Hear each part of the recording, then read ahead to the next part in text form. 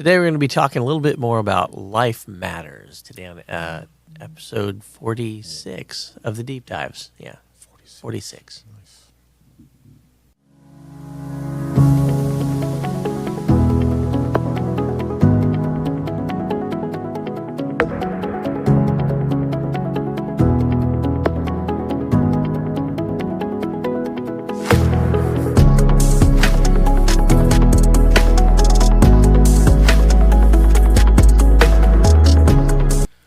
Josh, I was listening or attempting to listen to one of our episodes the other day, and I couldn't do it. Right. Because you were just in awe of it was amazing. just my presence on the podcast. I just couldn't stand it while I was driving. Moved you to tears. You couldn't listen anymore. Last week you asked. That's right. Last week we talked about pet peeves. Right? And I've thought of several more, by the way. I know, right? I should have said this one. Right. Yeah. Well, one of mine, in addition to what I said last week, is that listening to a podcast and not being able to hear one of the people or the person, if it's really, really low and I have to strain. Yeah. Honestly, it doesn't matter what the content is. If I have to work at listening to somebody, I'll just simply won't. I'm not willing to do that. Right. Regardless of the content. And I am that person in this podcast. It's amazing to me. I was listening, and I don't remember which one it was. I think it was the most recent one. I do not want to listen to myself. I couldn't. I could hear you fine. Your voice cuts right through, and it's not the volume, it's the frequency, I think. Right. And that's what Donna and my wife has told me many times. It's not necessarily the volume, although that adds to it, but it's the low frequency. I could hear you, your voice cut through so well. I could listen to you, windows down in my car, and I have those bone-conducting earphones so I can hear traffic. And I'm listening, hear you perfectly clear. This is what I hear whenever I'm talking. Wow. Yeah. And it just drove me crazy. I could not. So I started looking back at other episodes and trying to listen to other episodes. And with our old board, you could hear me fine after we discovered that was a problem with me. Yeah. So we made some adjustments. And you could hear me fine. Right. But for the last however many, I just don't listen to our podcast anymore, but I don't think I want to apologize again to our listeners. And if you're still listening, thank you. I wouldn't be listening. I would have tuned us off a long time ago. This is the best advertisement ever. Or if it were me, I would have stopped listening to our podcast. There's plenty other better so podcasts. Promise you, there's plenty other better podcasts than spending your time listening or watching us. I would probably just fast forward to where you're talking. I think that's what Donna does. Is that what you do, Donna? I'm pretty sure of it. I'm pretty sure of it. And I don't blame her. And I don't blame anybody. But I'm going to try to. But I enjoy the component that you bring to this podcast. I can hear you well in my headphones. I can hear me well in my headphones too. Yeah. This is the level I normally associate with our podcast, because this is usually when I listen to our podcast. Okay. Is when it's actively being recorded. Right. That's the only time I'll go back and listen to bits and pieces of it just to kind of like.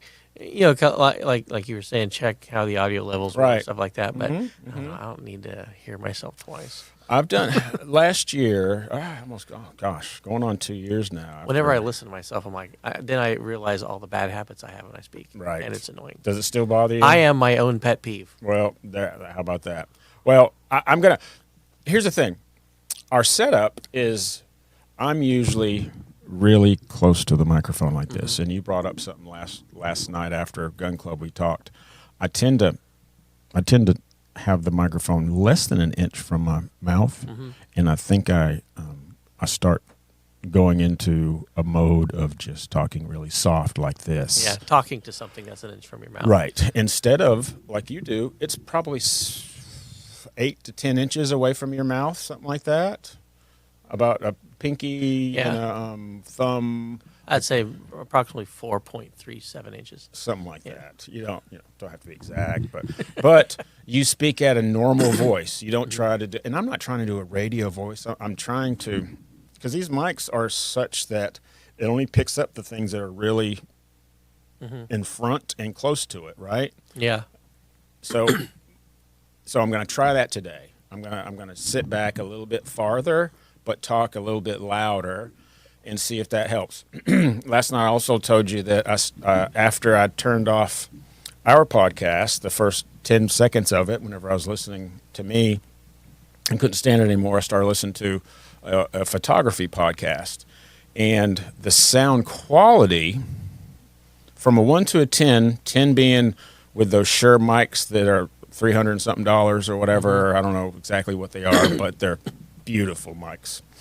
Might even be more than that. I'm not sure. With that and a great board and just perfect sound being a 10, this podcast sound quality wise was probably a 6, but the volume was perfect and I could hear it. And I listened to 2 or 3 episodes. Yeah. So just not the quality, at least to me, and I'm willing to say most people that listen to the podcast, sure, if it's a 10, that's beautiful. That's great. To audiophiles, that's what they're looking for. But I don't think people will listen if they have to struggle to listen. If they can hear it and it's still not the bass, and if something's off, in the frequency, or something's off with the quality, it's still listenable. But the volume is unforgivable. Yeah. And I am actively working on my deal to make that better. There you go. There, that is my pledge. That is my pledge, Christopher. My pledge to you. Oh, one thing that was pointed out to me is a lot of times when I talk, especially if I get into a section where I'm really thinking, or I'm like trying to summarize stuff or whatever, I'll move back from the mic, kind of like, so I really need to summarize this, and so my volume gets really, really low, and it's a little bit down. And Chris brought that up last week. Yeah, right? Like he's going to put spikes on the back of my chair, so I don't do that. Right. But no, when I go back and listen to my podcast, to our episodes, I start to realize I do a lot of really annoying things when I speak. Some of which I can't help because, like, you notice, I often have to clear my throat. I don't know why. I've just always had to do that. Like, stuff collects and I have to, clear it. Interestingly enough, I was reading recently about Charles Haddon Spurgeon. He suffered from a similar thing as well. Not to say I'm trying to compare myself to Charles Haddon Spurgeon, but in this one respect, he had that. But he was also like a cigar aficionado, and he claimed that a cigar would help him with that. Would help, like, soothe his whatever problem that was. Yeah, light him up, baby. I don't think it would work to come in here with a cigar. Especially on video. Although this could be very easily transformed into a cigar and wine studio, I think. Well, you just bumped it up another notch. Yeah. Well, my brother-in-law has one. I was not talking about that. Just Pastor, if you're watching, I know, right? Camera, My brother-in-law Mark and Hope, sister-in-law Hope, they have a cigar and wine lounge in the bottom of their. I'll say in the cellar, but listen, it's not our basement, but it's a finished basement. It's a finished basement. Right off of that room, right, there's a golf room. Yeah. So it's a projector golf, so you can play any, you can tee off and hit, and you can play any course in the world you want to play, and it analyzes everything. It's pretty cool. Yeah. So he's roughing it, man. Right. I don't know how he makes it in that little shack that he lives in up there. Yeah. Well, I mean, yeah, but apart from the throat clearing thing, I always notice when I'm trying to think at the same time as talk, I put in a lot of vocal clutter, ums and uhs and all that stuff. Yeah, I don't even hear him anymore. That always annoys me. I don't hear him when I'm speaking. Yes. But when I go back and listen to myself, I'm like, man, this guy is a little bit of an idiot. Just a little bit. He's a little bit. But going back to your point earlier about the What was by like voices cut through stuff. Yes. I've had this conversation with my wife before, because she'll say stuff and I won't even hear it, and not necessarily because I'm trying to ignore her, or I'm even subconsciously ignoring her or whatever. Right. But she has a voice where the frequency of it very closely matches a lot of the ambient sounds in our house. And she kind of talks quiet anyway, but a lot of times the things that she says, it doesn't go very much past 3 feet around her or whatever, because it just becomes sort of the background noise of our house. And right. I don't say that to be mean, like, but that's like the reason she's you background hear her. noise. But no, yeah, I think her the frequency of her voice just Right. kind of blends in like that. Well, I don't know about her, but I'm going to try my best to make it to overcome that. And there's a lot of things in the last couple weeks that I've noticed about myself that I need to change. Yeah. And it's exciting because I'm 60 years old and I'm still, noticing things that I think Well, can if you're not change. changing, you're dead. And I'm not dead yet, and I think serving people, being in ministry, these things are, I think God is pointing them out to me and making them. I pray about this out whenever we're praying in front of people, especially with, for some reason, in pickleball. I pray a lot about being able to see the true us, so we won't be a stumbling block for people to come to Christ. Whatever is in the way, make it obvious to us. My gosh, he's doing it. Yeah. I think he's doing it with me, because this is dedicated to Christ. This podcast is about Christ. That's what it is. And if people aren't listening because they can't hear, that's a stumbling block, and that needs to be changed for sure. So Right. that here's my other thing before you do whatever it is you do. Well, I have a Podcast. random question too. Okay. So Okay. go ahead though. I was in line today. I was craving a Dr. Pepper. I left my house a little late. Went to this Cefco. We're in Pensacola, Florida, and Cefcos are popping up. Yeah. Just they're popping up everywhere. And if you don't know what Cefco is, it's a modern day shortstop, a gas place, and you walk in and you get coffee, you get whatever you want to get, and they're big and there's a lot of room. You don't feel anyway. It's like the modern. It's a nice gas station. It is a nice gas station. So I went in there, the one less than 300 yards from my house, and went in and got a Dr. Pepper. And there were people triangulate where you live. Yes, you sure can. I'll just give you the address. There's two people in front of me. They pay. One person pays. Second person pays. There's people all around. I'm just kind of, I know the girls who work there because I'm in there all the time. So I'm greeting them. And I put my drink down, put my card up, and swipe the card, and it freezes. And I'm looking around, and everything's starting to freeze. The cashier next to me, her thing is freezing. They're starting to communicate. Is your thing free? Yeah, I can't. And she's trying to take cash. The one next to me, they're trying to pay with cash. So cash isn't working. Cards aren't working. Nothing's working. And I just started thinking, this is what it's going to be like. When things start changing. This is what it's going to be like. Right. We're all going to be somewhere doing our normal thing, and it's all going to stop. Yep. And people are going to start disappearing. You know what I mean? I'm talking about when Christ comes back. Yeah. Right? Or zombies. I don't know which one. I'm just kidding. Depends on your theology. God just started having me think like that. This is what it's going to be like the things that we have come to depend on instantaneously are going to stop, perhaps. Yeah. And what are we going to do? It got to the point I was there this is one of the reasons I was late getting in here. I waited for about 5 minutes, And 5 minutes doesn't sound like a lot, but if you're wrestling or doing any kind of sports activity, 5 minutes is an eternity. Or if you're waiting in line to pay for a Dr. Pepper, 5 minutes is a long time. So I was sitting there, and I was patient enough. I knew you guys would be okay. You know, I was still, you know, whatever. Not that it's not important to be here on time. I wanted them to.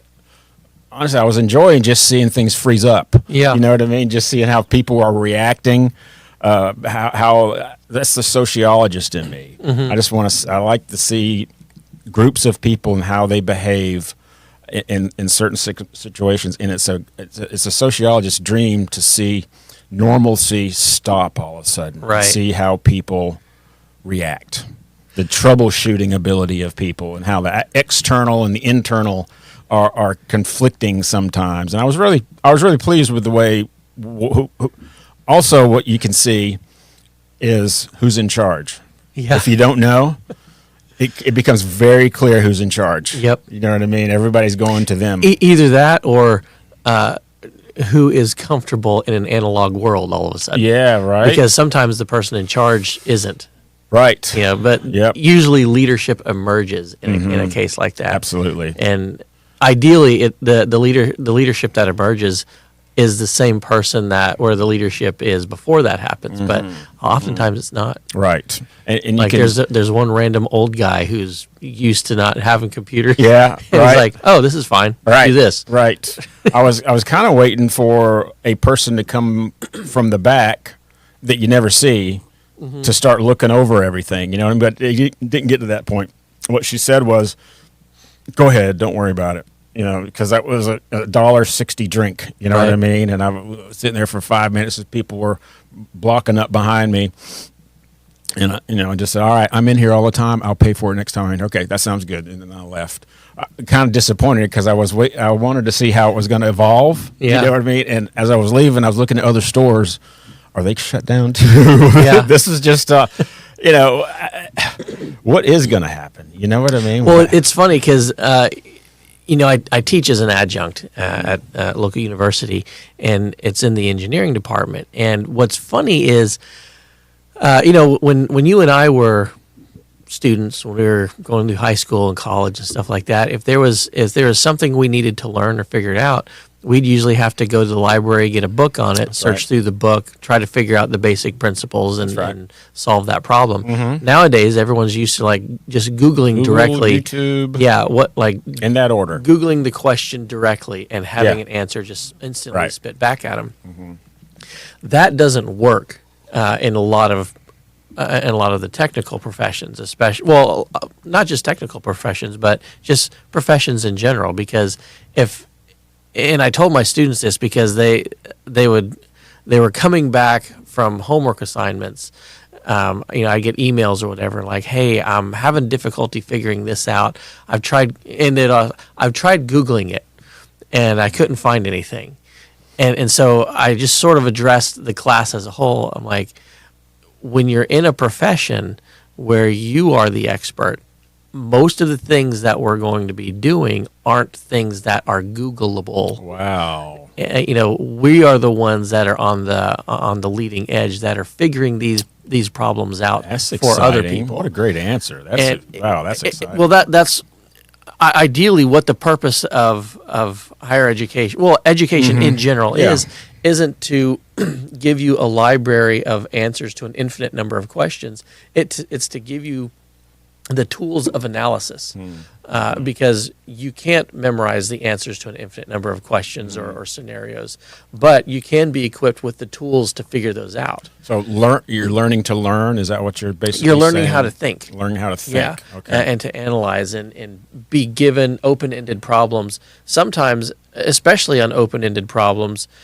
we get used to approaching it like a textbook or a test in school where, all right, here are some pieces of information. Now answer this question. Yes. And the pieces of information we're given, there's a finite number of those, and those are the exact pieces of information we need to find out the answer.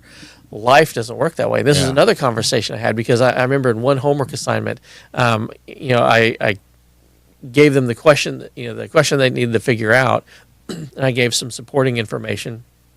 And one of them, it was like the diameter of the moon, and a lot of them came back to, and it had nothing to do with the problem whatsoever. It was like, how much can this beam hold or something like that. And I gave them the diameter of the moon as one of the pieces of information. Okay. And they're like, why'd you put that in there? I'm like, because in life, sometime, we're never given the support information. Those are their own projects to find out that information. And as professionals, we're floating in a sea of an infinite amount of information. Right. It's our job to figure out what part of that is unnecessary for this problem and what part is necessary, and then go and find out what those necessary pieces are. Because, if I have to figure out the capacity of a nail in shear, part of the information that's out there that's available to me is the diameter of the moon, but that's totally irrelevant to this problem. And that's an extreme example, but it's still an example nonetheless. So there are things that are clouding out the actual data we need. It's up to us to have the tools of analysis and be able to think properly to filter through all that and get what we need and all that kind of stuff. And so, it's I don't think education does that a lot anymore. You're in tune a little bit, a lot more with current education than probably myself or Chris right now. Chris, you haven't been taking any classes or anything lately, have you?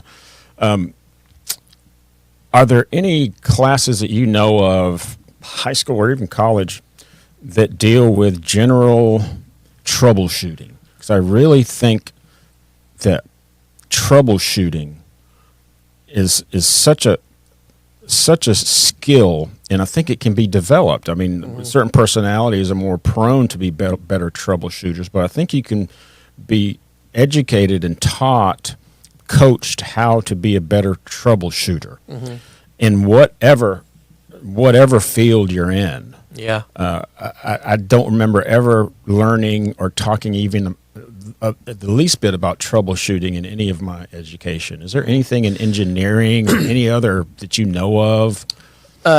Yes, directly and indirectly. Okay. That's encouraging. So I think one of the things that we've gotten away from in modern society is the idea of apprenticeships. Yes, I totally agree. Because apprenticeships, right? You're in school and you learn fundamental ideas, and then you go and you work as an apprentice to someone with more experience, and that gives you more isolated information about a particular field, right? And working underneath that internship, perhaps, right? Yeah, kind of same. Exactly. And working underneath that person, that experienced person, gives you the ability to be in a real and practical environment where you're putting that knowledge that you learned in the academic environment to practical use, and making that become real. And in those situations, that's where you start to learn the unique troubleshooting capabilities in that specific field, right? Okay. Now on the academic side, I think it's more indirect because. And I'll use an example that's near and dear to my heart. It might not echo with everybody else, but in the world of mathematics, yes, one of the criticisms that's often leveled at math in school is, I really wish they would have taught me how to do my taxes rather than learning what a parallelogram is, or something like that. And this is one of those pet peeves I was thinking of last week. Okay. I'm like, man, I should have said this. But a good mathematics education, or they'll say like, man, I hated algebra once they got to letters, because how come there's letters in math? It's all numbers. And that's always a kind of a pet peeve too, because an effective education in math or in physics or in chemistry or any of these fields isn't just how do you crunch numbers, but it should be how do you understand the relationship between variables? Okay. Because understanding the relationship between variables is infinitely more powerful than just being able to type in a couple numbers into a calculator and have an answer spit back to you. And I think that's indirectly where the troubleshooting I could see that. Okay. piece comes, because if you know how variables are related to each other, and then in practice you see something break down, then you can better understand what might be the cause of that breaking down. And I'll give a really good example. Sorry, that's like bragging. I'll give an example that may or may not be really good. Oftentimes in building design or building renovations or alterations, you have to take out a load-bearing wall and replace it with a beam that holds up the same load that load-bearing wall does. But oftentimes you're limited in the amount of space you can fit a beam. It's often like, well, if it's going to be a wood beam, it needs to be this big. Well, we don't have enough room for that. So maybe we can make the beam wider. Maybe we can make the beam taller, or maybe we can go to a different material. Yes. Well, your spacing, your physical space to fit this thing might be limited. So going back in your mind, well, what variables affect the strength and the stiffness of this beam? I know that making the beam deeper has way more effect on making the beam than making the beam wider. Okay. Because I know how the variables work. But if I can't tweak those variables, then I know the other option is, well, we can change materials. But changing materials might make it stronger, but it might not make it stiffer. So, stiffness is like how much it deflects under a load versus strength, which is how quickly it breaks under a load. Okay. And so knowing how those variables work in relation to each other gives you a better intuition about what the solution to the problem would be. Other than if you didn't know that relationship, you're just going back and like, well, let's try this one. Nope, doesn't work. Let's try this one. Doesn't work. And you're just kind of like number crunching away at hopefully finding an answer, as opposed to just understanding the nature of this problem and the relationship between the variables. And so understanding that relationship, that comes from the academic setting. And if the academic setting does the job it's supposed to, you leave there with more than just an understanding of how to use a calculator. You understand the relationships between those variables, and it gives you better capabilities in the field. So I think that's more of the indirect means of troubleshooting that you're supposed to come out of an education with. Okay, that reminds me. Whenever you were talking about how letters seemingly didn't have anything to do with math, but it really does.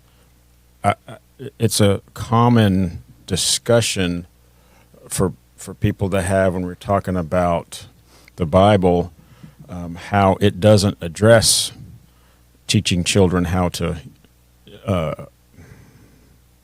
efficiently use a cell phone and not get bogged down into the internet and all that stuff. But the principles are there. Yes. Right? Yes. The principles are there. Everything that we need principle-wise is there. We often hear, well, Christ never said anything about that. Okay, perhaps, but is it consistent with his character? He said this.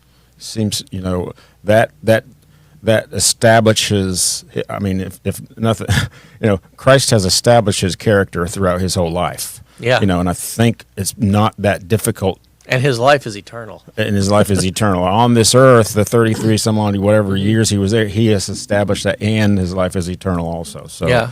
And that's a excellent parallel, because we often treat the Bible like Google. It's like, that's right. What does the Bible say about this? And we'll try to Google it, or which is okay. It's a good starting point. It's a good starting point, right? But we often think, and I get asked this all the time, like, "Hey, is there a verse in the Bible that says X, Y, Z?" Yeah, and there might be, there might not be, but that kind of gives us the wrong approach to Scripture. It's not like here's a question and here's a direct answer to that question, because here again, the Bible isn't a book that gives us answers to an infinite number of possible questions. Yours is a perfect example of this, right? Is there a verse that tells me that my teenager shouldn't be on social media? Yeah. No. Social media, phones didn't exist when the Bible was written. That's right.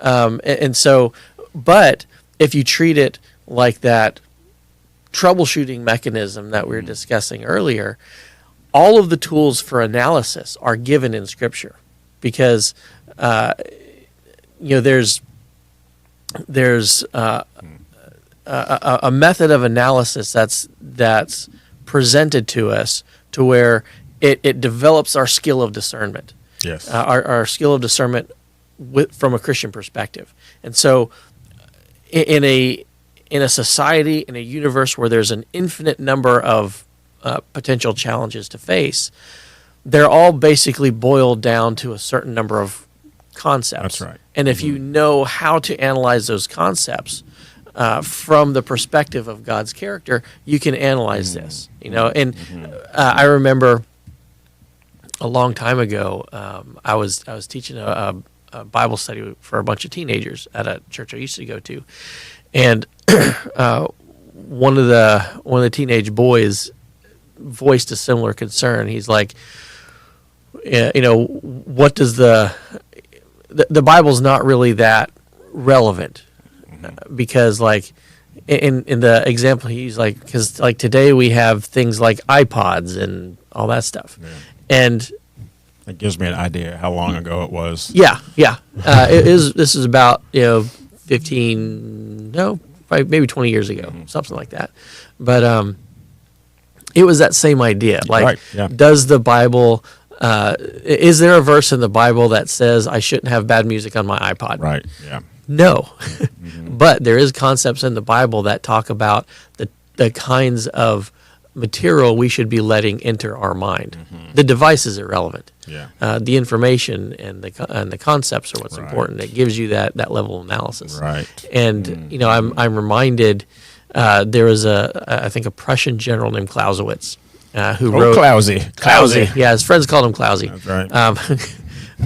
And he wrote a series of treatises on war, and they're actually called On War. But so a lot of people, when they go to like wisdom about war, a lot of times they'll go to the writings of Sun Tzu. Okay. Yes. His are kind of like, if you were to liken them to Proverbs, there's a lot of like one-liner advices about war. Clausewitz is more of like the theory and the philosophy behind war. All right. And he said. He said an interesting thing, and I've used this in a lot of my classes when the question is like, why do we have to learn this? Why are we ever going to use this? He made an interesting statement about war. He said there's the battle proper, and there's preparation for battle, and wars are won in the preparation for battle. Okay. Because in the battle itself, there's an infinite number of things that can happen to you, and preparation is where you develop the skills to respond to the unknown.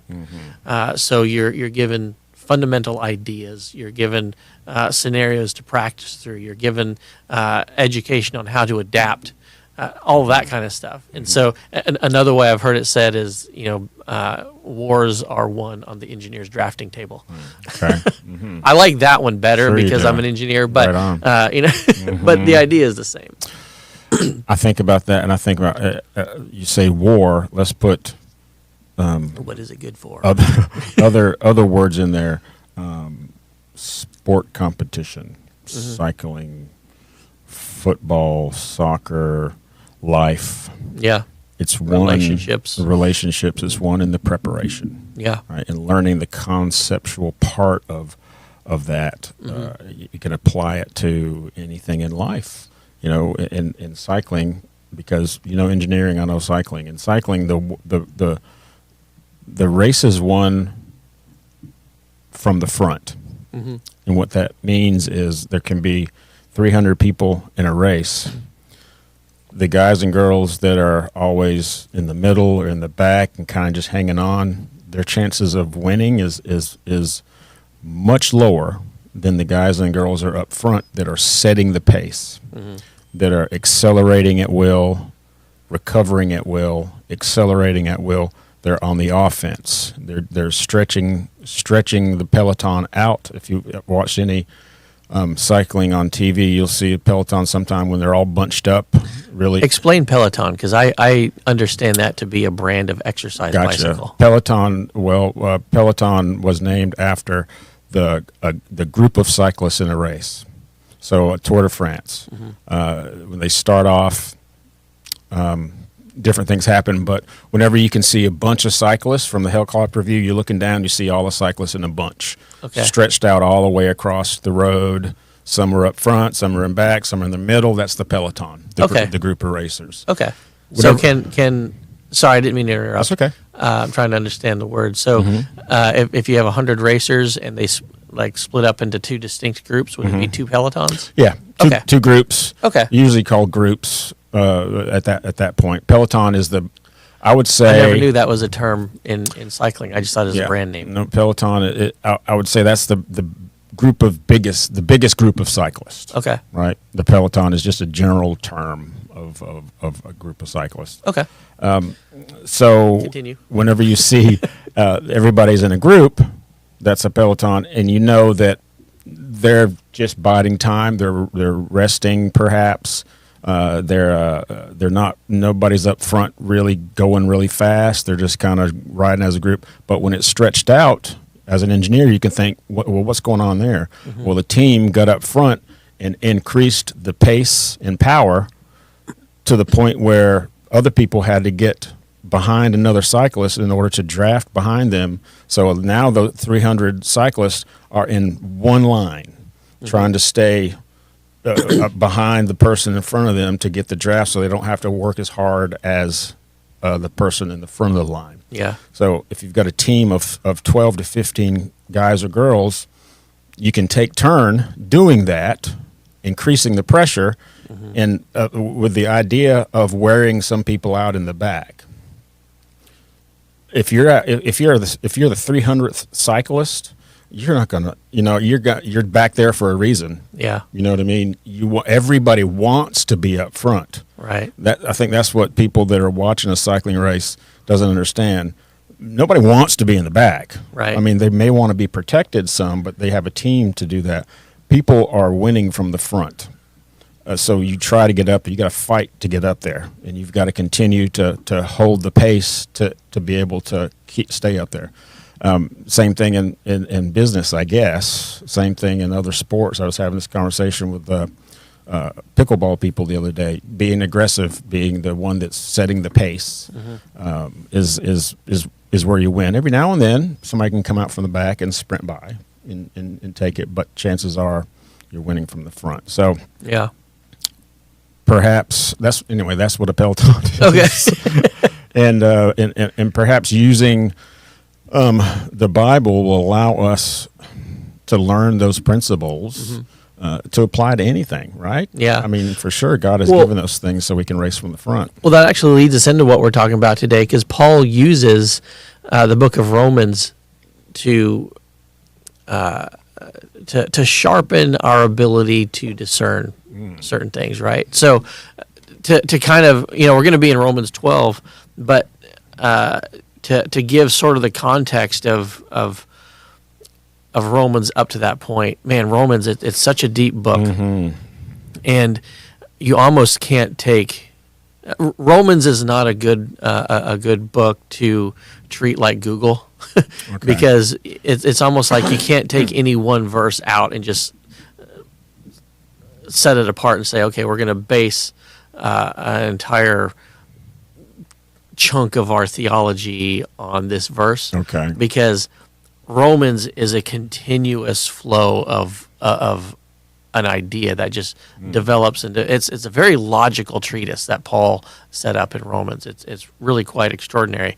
But to sort of give the historical context of it,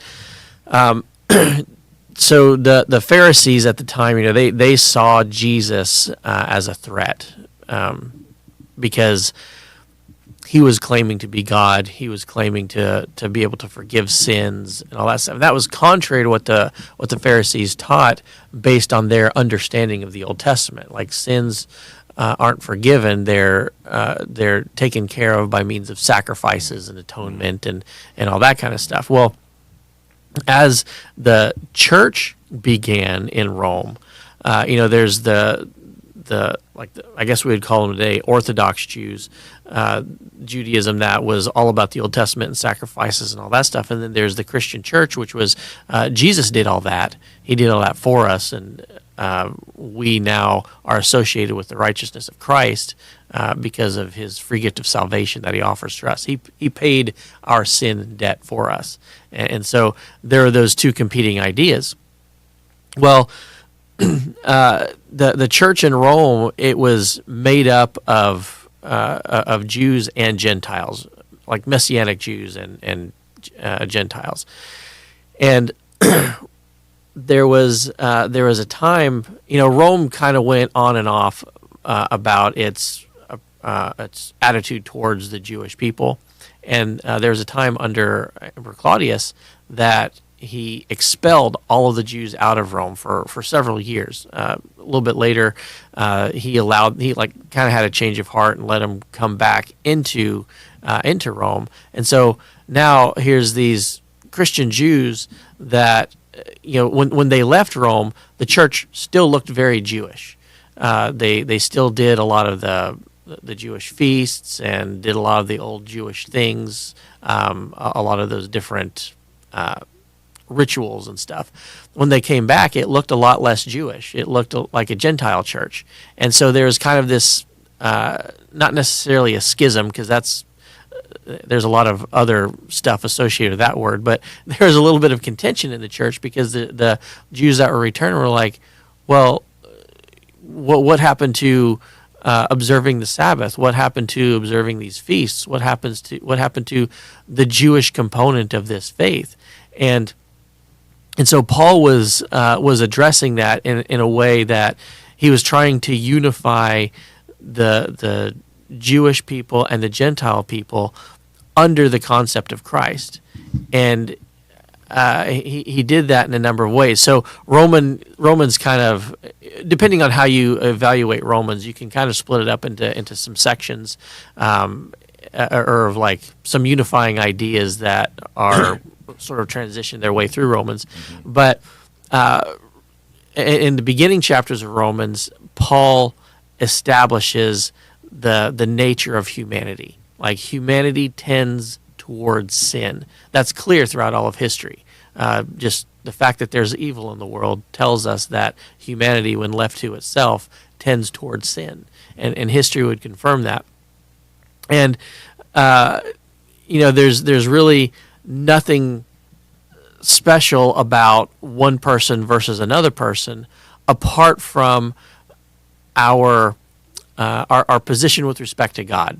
Right. And the argument at the time was, the Jews like, well, we're God's chosen people, so we're special. And well, that'd be hard not to walk with your back arched, going, "Yep." Exactly, and that's what a lot of them did. Like, we're God's chosen people. We're the people that God has chosen to hard to be humble. Through. Yeah, right. Hard to be humble when you're perfect, Josh. That's all I'm saying. Exactly. I'm not conceited. I'm just convinced. That's good. And so, but here the Gentiles are like, well, I'm saved. Jesus chose us because he died for us. While we were yet sinners, Christ died for us, And so, I mean, your club. I can see how that would be a difficult buy-in, a difficult sell, right? And so, there was that disagreement there. And Paul, he sort of gave Israel, gave the Jews and the Gentiles kind of a brief history of Israel and said, look, you were God's chosen people.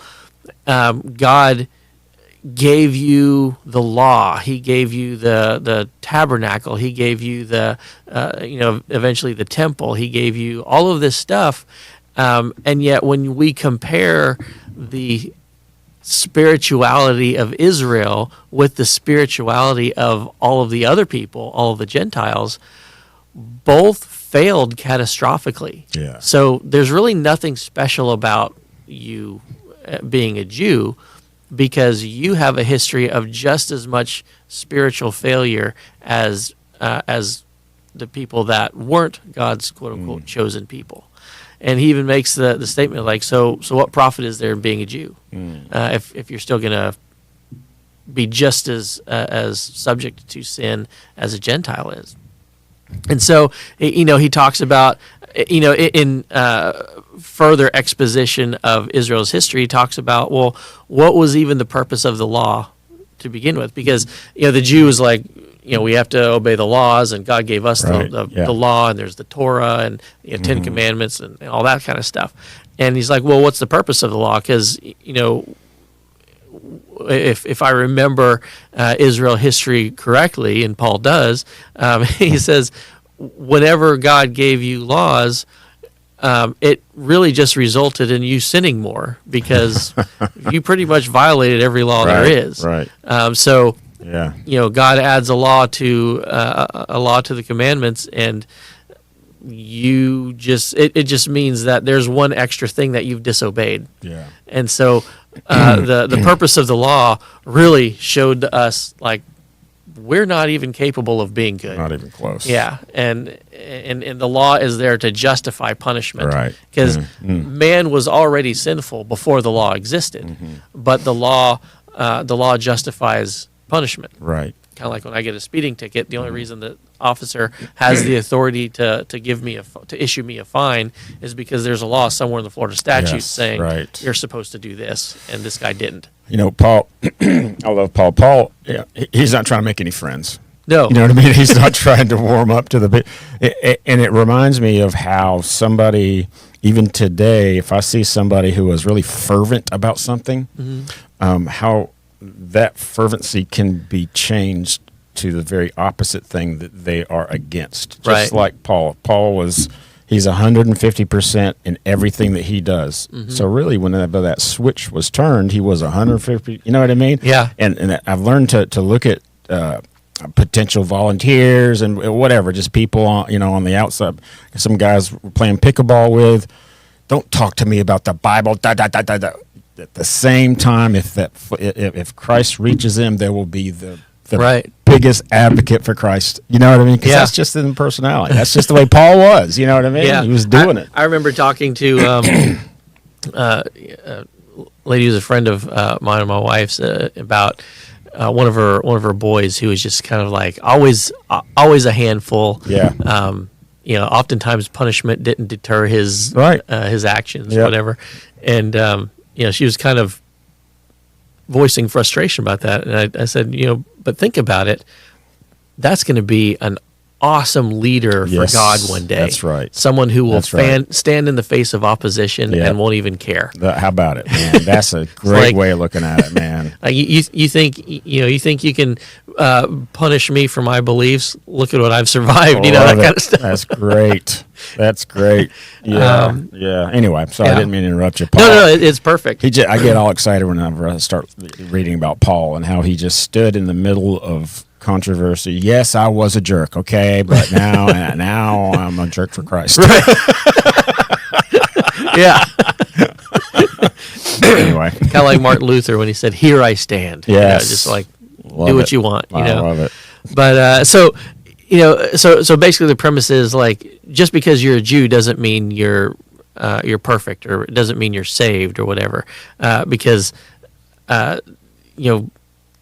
God in His sovereignty, our salvation is based on God. It's not based on anything that we do. Right. And God is sovereign over everything.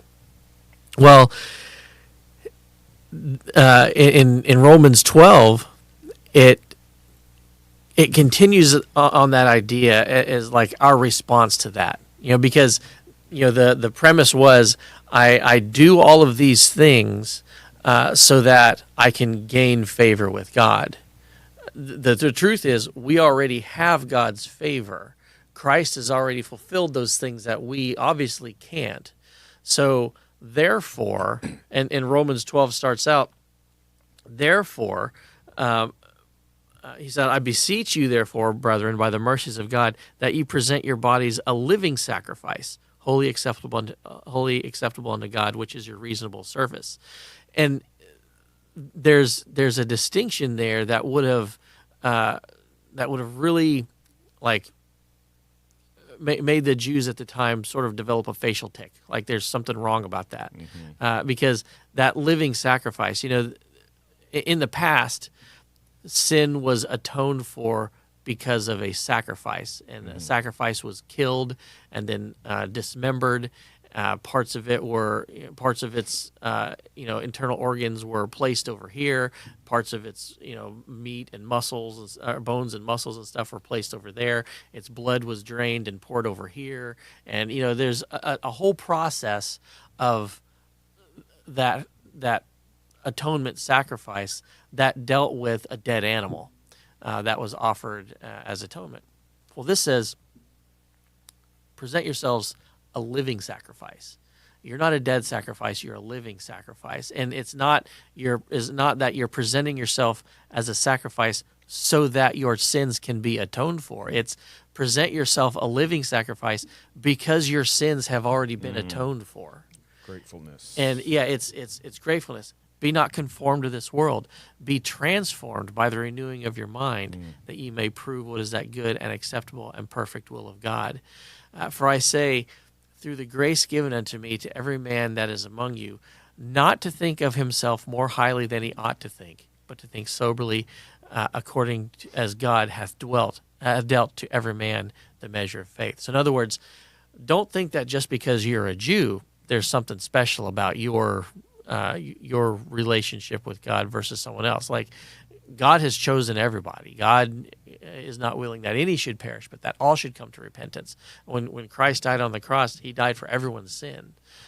Now it's up to us to complete that and accept that in lieu of our efforts to become perfect on our own, because that's impossible. So the question is, what have you done with Christ? Right. What have you done with Christ? It's no longer, we perform dead sacrifices in order to atone for our sin. Now we serve Christ out of appreciation for what he's done. We do it out of love for who he is. Right. Now our entire lives are given to him in response to that. I beseech you by the mercies of God. It's funny too how he talks about the mercies of God, and then in verse 3 he talks about having dealt grace to us, the grace that's been given to me. So mercy and grace, like our response to God's mercy, which is not giving us what we do deserve, and our response to God's grace, giving us what we don't deserve,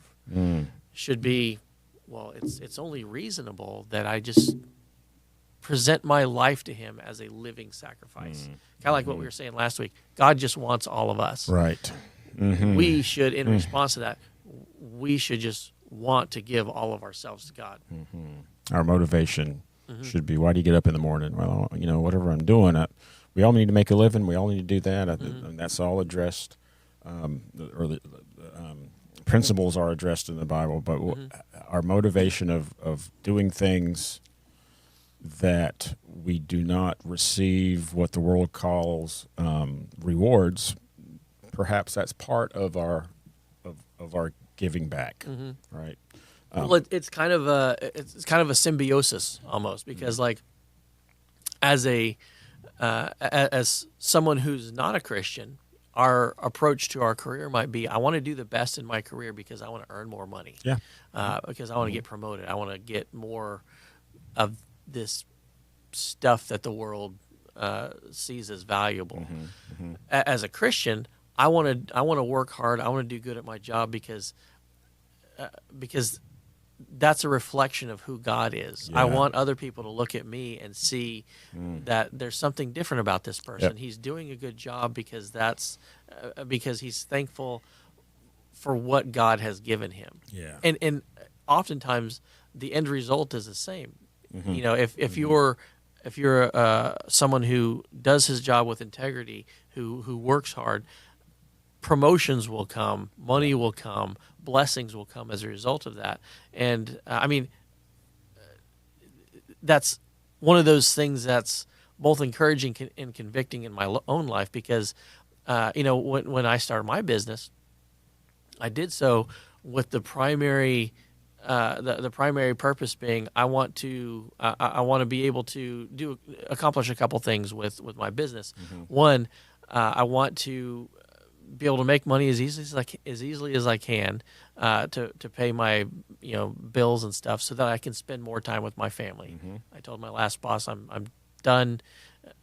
Respectfully said I'm done asking for permission from my employer to be a husband and a dad. Right. That's right. And so that's one of the priorities that I set up. But also, I wanted it to be an opportunity where I could either be a witness in my field without feeling like my boss or my employer maybe discouraged my non-work related conversation with clients, or I wanted to be able to take on projects that were ministry projects, and I didn't have to try to convince an employer that yes, this is going to lose money, but there's something more important than money with respect to this project. And so, those were some of the major founding ideas for my company. And I've found that I am busier project-wise than I have ever been working for any company I've ever been at. And not really stressfully. So I mean, some at times there's stress. You've got deadlines. There's deadlines, and inherently stress comes with those. Yeah, but it's a different kind of stress. It's not the kind of stress that strips me of joy. Yes, like it used to. Well said. It's the kind of stress where it's like, yeah, there's some important stuff going on, and I have to buckle down and do this stuff. Sleep at my desk. Yeah, but I'm still in a position where I can have dinner with my family every night. I can have lunch with my wife if I want to. When my daughter was in school, I could drop her off and pick her up from school if I wanted to. It's a much more joyful stress, if that's a thing. Yes, it is. It is. But it comes from this attitude. And don't get me wrong, I fail at this all the time, right? My life is just like everyone else's. Probably can be better described by a list of my failures than my successes. Same here. And I totally own up to that. None of us are really different in that respect. But ultimately, the goal I'm pushing for is I want my bodies to be a living sacrifice, wholly acceptable unto God, because that is reasonable. Right. That is my reasonable service. Josh, it reminds me a little bit of whenever you and I were competing in IDPA, International Defensive Pistol Association. Yeah. And we went in as a group from Marcus Point Baptist Church, very intentionally went into this once a month competition, and as Marcus Point Baptist Church. Right. We had 7, 8, 6, 5, however many people every month. And we were actually introduced, as Marcus Point Baptist Church. Yeah. I think we brought water the first time or something, whatever it was. We didn't just go in stealth. Right. We went in as a church. Yeah, we had shirts. Yeah, that's right. We had shirts. That's exactly what it was. We had Marcus Point Baptist Church Gun Club. Yeah. Boy, that was dollars well spent getting those shirts, because that just spawned all kinds of conversations. Yeah. Well, I mean, we heard some heckling. You know what I mean? Whenever we first went, what are you going to do? Save us all, or whatever it is? And that's fine. And we went in, and our first goal was not to hurt anybody. Yeah. Second goal was not to come in last place. And we took a goal a month. Our ultimate goal was to have people that were there. First, we enjoyed it. Right. So we took that and we parlayed it into a ministry, and we wanted people to see that you can be good and dedicated to something and still be a Christian, as basic as that sounds. Yeah. So we went from coming in last and all that to some of us getting in the top 10. Right. And then people, not just then, but as we went back every month, people would start talking to us, and it was just a natural way of showing people that we are just regular guys who are shooting guns and pistols and want to get better at what we're doing.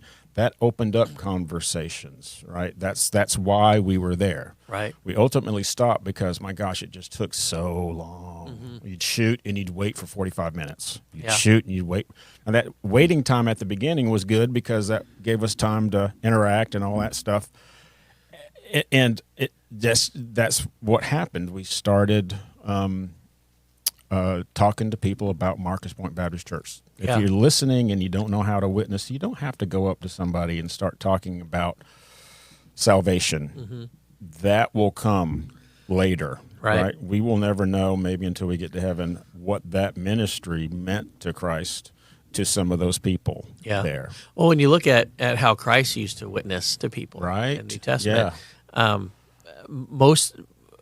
most of his conversations didn't start out with him presenting the gospel to them. It was like he was just talking to people. And in that conversation, there was an opportunity to jump off of something in that conversation as a presentation. Woman at the Well is a good example, right? They were just talking about water. And you know, this was an ancient well that their forefathers had dug. And so they were talking about water, and Jesus kind of just leapt from that, said, you know, there's water that if you drink it, you'll never thirst again. What a transition. Yeah. And totally confused the girl, like, what you talking about? What do you mean? Like, well, let me tell you. I'm glad you asked. Yeah. Well, since you're asking, I guess I'll go ahead and tell you, you know. But anyway, I the gun club and your business and all that's, you know, that's our motivation. Anything that we do here, we want to connect people to God, one another in the lost world, and that's that's in our personal lives also. That's in this podcast. That's why we make time to do it. You know, we had a conversation before we came on air. We really don't know how many people are listening. That's not a motivation for us. We'd love if we have 100. Awesome. We'd like to have 1,000. But we don't take steps to make that happen. Maybe that will happen in the future, but well, it's like this. We're not concentrated on numbers. We're more concentrated in the relationships between variables. We just want this to be a vehicle for communicating ideas about God to other people. That's exactly right. And yes, we would like more people to experience that. It's not yours or my forte to make that happen. You know what I mean? We've never made that. Yeah, we're not into marketing. No, we make the content. But we've been doing this. You and I sitting across the table since before COVID. Yeah. Which was what year? 2020. 2020. Are you kidding me? 2020? Pretty sure it's 2020. Wow. So we've been doing this for going on 5 years. Well, hold on. 2020 was Hurricane Sally. Okay. 21? Wait. No, it had to have been 2020 because, people were wearing masks during Hurricane Sally, weren't they? Wow. I think so. Is that right, Chris? I think it was May 2020 is when maybe that was our first. Wow. I don't know. It's been a while. It has been a while, but the first conversation was flattening the curve. Yeah. Sometime we'll have to upload some of our audio from our back channel to YouTube or something. We will do that. We talk about it. We will do that.